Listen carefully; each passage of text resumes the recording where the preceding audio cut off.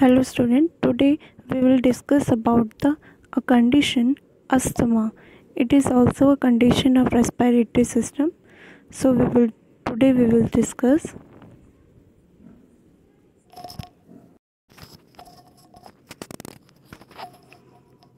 So first of all, definition. What is the definition of asthma? Asthma is a chronic inflammatory disorder of the airways. The chronic inflammation causes and increases in the airway hyperresponsiveness that leads to recurrent episodes of wheezing, breathlessness, chest tightness and cough, particularly at night or early in the morning. तो asthma अगर हम simple way में देखें तो simple words में बोलते हैं asthma it is a inflammation of the lung parenchyma. So lung की जो पैरेन्काइमल लेयर होती है मेम्ब्रेन, उसमें क्या होने लग जाता है, इन्फ्लामेशन. तो ये क्रोनिक इन्फ्लामेटरी डिसऑर्डर होता है. इसकी वजह से क्या होगा, एयरवे में अचानक से हाइपर रिस्पॉन्सिवनेस मतलब एक हाइपर सेंसिटिविटी रिएक्शन होता है, जिसकी वजह से क्या होता है, कुछ साइन एंड सिम्टम्स ऑकर होते हैं, जैसे कि विजिंग, आपको सांस लेने में प्रॉब्लम होगा, चेस्ट टाइटनेस हो जाएगी, कफ होगा वो भी प्रोडक्टिव वाला, और पर्टिकुलरली एट नाइट टाइम पे या अर्ली इन द मॉर्निंग पे. तो दिस इज़ अ डेफिनेशन.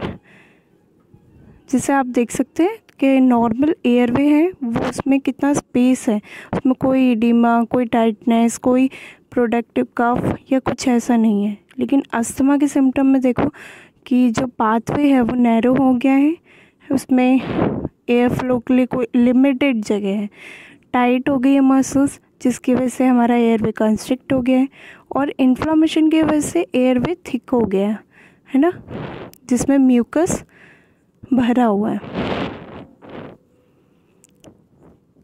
जैसे ये पिक है जिसमें नॉर्मल लंग में कितना स्पेस है, मसल रिलैक्स्ड है, नॉर्मल लाइनिंग दिख रही है. लेकिन अस्थमैटिक लंग में मसल टाइटन्स है, स्वॉलन है ना, लाइनिंग दिख रही है स्वॉलिंग की, और एक्सेस म्यूकस है. Triggers, what are the triggers? तो ट्रिगर्स वो होते हैं जो हमारे अस्थमा की कंडीशन को बढ़ाते हैं. तो अगर हम देखें तो इसमें जो पिक्चर्स हैं, आपका स्ट्रेस है या आपकी कोई आदत हैबिट है, जैसे स्मोक करते हैं, अल्कोहल लेते हैं, फिर डस्ट है, अगर आपको डस्ट से होता है, किसी को फंगस पोज से होता है, ठंडी हवा से होता है, केमिकल फ्यूम्स होते हैं जैसे आप परफ्यूम्स वगैरह यूज़ करते हैं, है ना, होम में घर में कोई ऐसे फॉर्माइट्स हो, बग्स हो, पॉलन, किसी किसी को पॉलन से भी होता है जो फूलों पे होता है, प्लांट्स में. एक्सरसाइज, अगर एक्सेसिव एक्सरसाइज करता है तो हो सकता है. पैट से किसी को एलर्जी होती है उसके हेयर से. स्ट्रेस हो गया, एंगर की वजह से भी होता है. पोल्यूशन, स्ट्रॉन्ग ऑर्डर, कोई ऐसी स्ट्रॉन्ग ऑर्डर हो, तो ये सारे हमारे ट्रिगर्स हैं. जैसे ट्रिगरिंग फैक्टर कौन कौन से, जैसे एलर्जन इनहेलेशन, अगर कोई एलर्जन इनहेल कर लेता है, जैसे कि एनिमल का, तो एनिमल का जैसे डॉग डेंडर होते हैं, है ना, डॉग्स के हेयर्स होते हैं, तो ये सारी चीज़ें. हाउस डस्ट, अगर आप धूल साफ़ करते हैं घर में तो वो, कॉकरोचेस, किसी को कॉकरोचेस से होती है, पॉलन से होती है. एयर पॉल्यूटेंट्स होते हैं जैसे कि exhaust fumes, perfumes, oxidant, cigarette smoking, ये सारे. वायरल अपर रेस्पिरेटरी इन्फेक्शन होता है, स्ट्रेस की वजह से कितना कुछ होता है ना, अपर रेस्पिरेटरी इन्फेक्शन होता है, साइनसाइटिस हो रहा है, एक्सरसाइज से कोल्ड ड्राई एयर, फिर स्ट्रेस, ड्रग्स, कोई ड्रग्स से भी होता है जैसे कि aspirin, NSAIDs, beta adrenergic blockers, है ना, ये सब कंडीशंस ऑकर होती हैं. ऑक्यूपेशनल एक्सपोजर से, जैसे कि मेटल, सॉल्ट, कोई ऐसी इंडस्ट्री में काम कर रहा है, वुड एंड वेजिटेबल डस्ट से भी होता है. इंडस्ट्रियल केमिकल और प्लास्टिक वगैरह से भी होता है. फूड एडिक्टिव से भी होता है. गैस्ट्रोइसोफेजियल रिफ्लक्स डिसीज है तो भी अस्थमा के चांसेस ज़्यादा होते हैं. Next, types of asthma.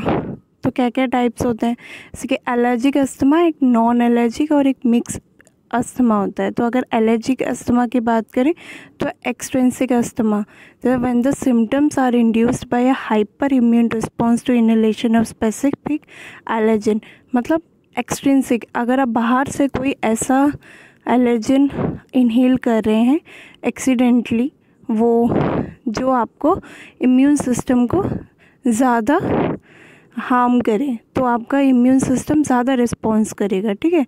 इसमें आ जाता है टाइप 1, मतलब इमीडिएट हाइपर सेंसिटिविटी रिएक्शन होता है IgE का। तो अगर आपका टाइप 1 वाला, मतलब टाइप 1 में IgE आएगी, आपकी हाइपर सेंसिटिविटी रिएक्शन होता है तब। Next one in non allergic, तो इसको हम बोलते हैं इंटरेस्टिंग अस्थमा। तो this type of asthma is triggered by the presence of irritants in the air that are not related to allergies. Air में कुछ ऐसे माइक्रो ऑर्गेनिजम्स हो सकते हैं जो कि हमारे एलर्जी से रिलेटेड नहीं है, लेकिन ये भी हार्म करते हैं। This irritant stimulate parasympathetic nerve fibers in the airways causing bronchoconstriction and inflammation। तो ये आपका parasympathetic nerve fibers को stimulate करते हैं, ताकि उसकी वजह से क्या होता है, आपका ब्रोंकोकंस्ट्रिक्शन होता है, एयरवे ब्लॉक होने लग जाता है और इन्फ्लामेशन कॉज करता है। Next one is mixed asthma. तो mixed asthma is the combination of both, तो इसमें एलर्जिक भी रहेगा, नॉन एलर्जिक भी रहेगा। तो this is the most common form of asthma, और सबसे ज़्यादा यही होता है। नेक्स्ट कफ वेरिएंट अस्थमा भी होता है। This does not have the classic symptoms of asthma such as wheezing, shortness of breath, ठीक है। Instead of it is characterized by one symptom, persistent dry cough. सिर्फ एक ही सिम्टम आता है, वो आता है persistent dry cough. Exercise induce asthma, जैसे कि अफेक्ट्स अ पर्सन ड्यूरिंग और आफ्टर फिजिकल एक्टिविटी। अगर कोई ज़्यादा फिजिकल एक्टिविटी कर रहा है तो उसको होता है ये। Nocturnal asthma characterized by symptoms that gets worsen at night. Those who suffer from nocturnal asthma can also experience symptoms any time of day. तो अगर किसी को नॉक्चुरल अस्थमा है तो वो दिन में भी उसको कभी भी सिम्टम्स आ सकते हैं, लेकिन वर्स्ट जो उसको सबसे ज़्यादा सिम्टम आते हैं वो नाइट टाइम में आता है। Occupational asthma induce by triggers, अगर आप ऐसे वर्क प्लेस पे काम कर रहे हैं जहाँ टेक्सटाइल, फार्मिंग या वुड वर्किंग वगैरह, तो वहाँ पे आपके लिए ये ट्रिगर्स ही हैं जो आपको ईजिली अस्थमा कॉज कर सकते हैं।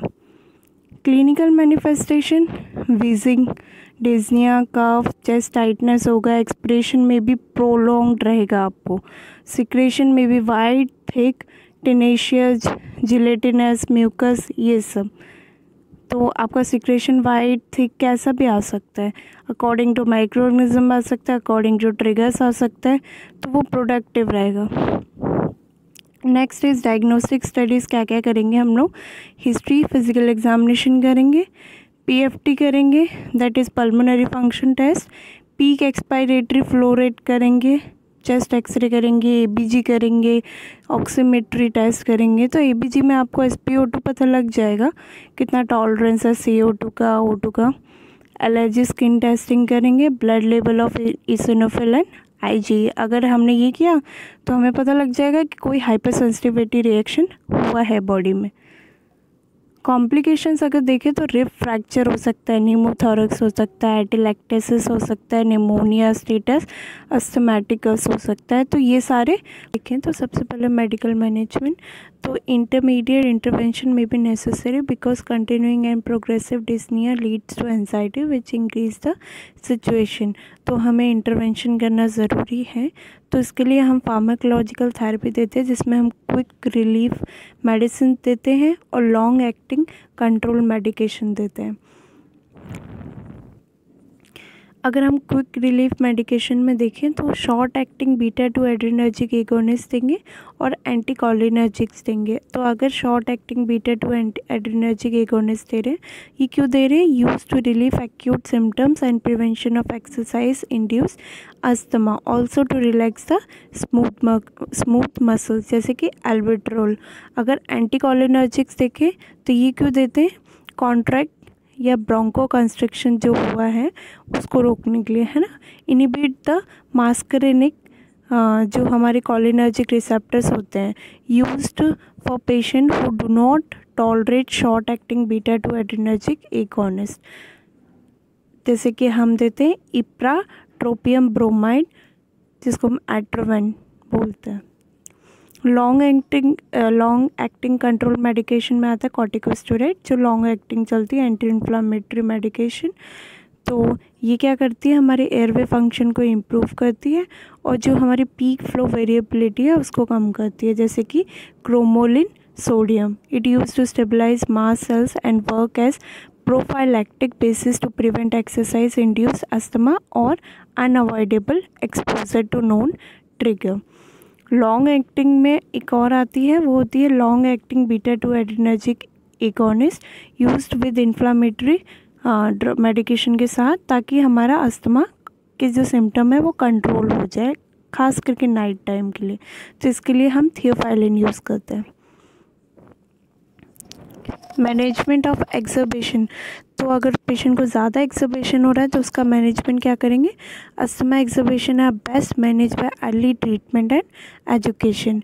सेकेंड है quick acting beta 2 adrenergic agonist medicine देंगे, are used first to relief of airway obstruction. Systematic corticosteroid may be necessary to decrease airway inflammation in patient who fail to respond to inhaled beta adrenergic medication। तो हम लोग corticosteroid systematic way में देंगे ताकि हमारा airway inflammation कम हो जाए। अगर इन जो बीटा एड्रेनर्जिक मेडिकेशन चला रहे हैं अगर उसका रिस्पॉन्स कम होने लग जाए तो ऑक्सीजन सप्लीमेंटेशन चलाएंगे ताकि हाइपोक्सीमिया ना रहे पेशेंट को, तो उसके लिए O2 थेरेपी दें। नर्सिंग मैनेजमेंट क्या करेंगे हम, तो the immediate nursing care of patient with asthma depend on the severity of symptom. अगर उससे ज़्यादा माइल्ड आ रहे हैं तो उस हिसाब से मॉडरेट, और अगर सीवियर है तो हम उसका मैनेजमेंट फास्टली करेंगे। काम अप्रोच देंगे उसे। The nurse assesses the patient respiratory status by monitoring the severity of symptom, breath sound, peak flow, pulse oximetry and vital signs। ये सब नर्स को ऑब्जर्व करना है। नर्सिंग डायग्नोसिस क्या क्या है, अगर हम देखें तो mainly ineffective breathing pattern related to bronchospasm, anxiety related, fear of suffocating, difficulty in breathing और डेथ। तो नर्सिंग इंटरवेंशन क्या करना है, हमें हिस्ट्री लेना है, कोई एलर्जिक रिएक्शन तो नहीं है, उस हिसाब से हमें मेडिकेशन देना है। मेडिकेशन आइडेंटिफाई करना है, अब वो प्रिस्क्रिप्शन चेक करेंगे डॉक्टर का, तो medication according to doctors prescription के अकॉर्डिंग ही देंगे। फिर उसका साइड इफ़ेक्ट्स ये सब हमें ऑब्जर्व करना है। एंटीबायोटिक्स देना है, वो डिपेंड करता है इन्फेक्शन किससे है। फ्लूइड एडमिनिस्टर करेंगे क्योंकि पेशेंट को डिहाइड्रेट रखेंगे, क्योंकि उससे प्रोडक्टिव कफ आ रहा है तो उसको कम करने के लिए हमें हाइड्रेट करना है। ताकि हम क्यों करते हैं हाइड्रेट, ताकि कफ क्या हो, पतला हो जाए, और वो ठीक है ना तो उसे थिक नहीं होने देना है, इसीलिए वो निकल जाए जल्दी। स्टेटस अस्थमैटिकस एक कॉम्प्लिकेशन है, ये क्या होता है, स्टेटस अस्थमैटिकस लाइफ थ्रेटनिंग इमरजेंसी होती है। Occurs when bronchospasm don't respond to conventional therapy can lead to worsening hypoxemia, acid base imbalance, potential respiratory arrest। तो ये एक तरह का सीवियर सिचुएशन आ जाती है जब ब्रोंकोस्पाज्म इतना ज़्यादा हो जाता है, कोई थेरेपी काम नहीं करती है। क्लिनिकल मैनिफेस्टेशन क्या है इसके, सेम मैनिफेस्टेशन है जैसे सीवियर अस्थमा के होते हैं। इसके जो प्रोलॉन्ग्ड एक्सलेशन और लेबर्ड ब्रीथिंग ऐसे सिम्टम्स आएंगे, एंड गॉज नेक वेन्स आपको दिखेंगी साफ साफ, क्योंकि इतना ऑब्स्ट्रक्शन आ गया है, वो एक्सपायरेशन ही नहीं कर पाएगा। If the obstruction worsen the wheezing may disappear, it's sign of respiratory failure. Assessment क्या करेंगे इसका, पल्मोनरी फंक्शन टेस्ट करें तो हमें एक्यूट एयरवे ऑब्स्ट्रक्शन दिखेगा। एबीजी भेजेंगे तो patient can not perform pulmonary function manoeuvre because of severe obstruction और फैटिग। रेस्पिरेटरी एल्कलोसिस दिखेगा जिसमें हमें पार्शियल CO2 बहुत ज़्यादा कम होगा, is the most common finding in patient with asthma. Medical management, close monitoring of the patient, short acting beta adrenergic agonist दो, systematic corticosteroid to decrease the airway inflammation and swelling, short acting inhale beta 2 adrenergic agonist देंगे ताकि हमें जल्दी relief मिले। IV fluid देंगे hydration के लिए। Oxygen देंगे ताकि डिस्निया ट्रीट हो सके, सेंट्रल साइनोसिस और हाइपोक्सीमिया कम हो सके। डिलीवर्ड बाय पार्शियल और नॉन ब्रीथर जो हम लोग मास्क यूज़ कर सकते हैं। Magnesium sulphate a calcium antagonist to induce smooth muscle relaxation and hence cause ब्रोंकोडायलेशन।